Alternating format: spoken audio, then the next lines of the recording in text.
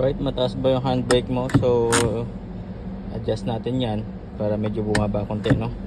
So you have to put it down, and then for security reasons lagyan natin sa first gear para hindi siya ano. And then we will adjust it here. So dito lang yan sa ilalim ng passenger side, no? Dito lang sa may passenger side. Okay. So yun, no? Yan yung adjustment yan. So luwagan na natin yan.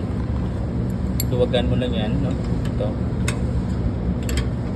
Niluwagan ko lang kanina yan. So luwagan mo lang yan. And then just have to turn this one, no? Then turn na natin yan. Okay, hanggang tumisa. Hanggang sa ang gusto mo, no? So yan.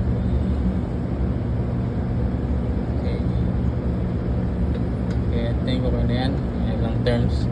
So you can adjust this as per your preference, no? Okay naman yan. Kapag na-pisahan na, no?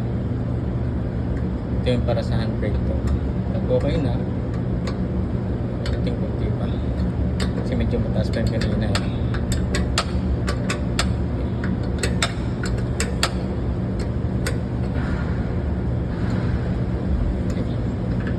Then pag okay na sa'yo, so pisahan mo lang ulit itong locking nut niya.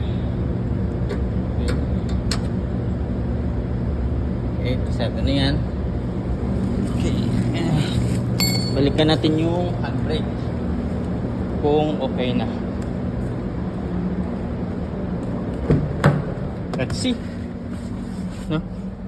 Yan. So medyo bumaba na siya konti, no? Yan, ganyan na siya. Okay, that's all.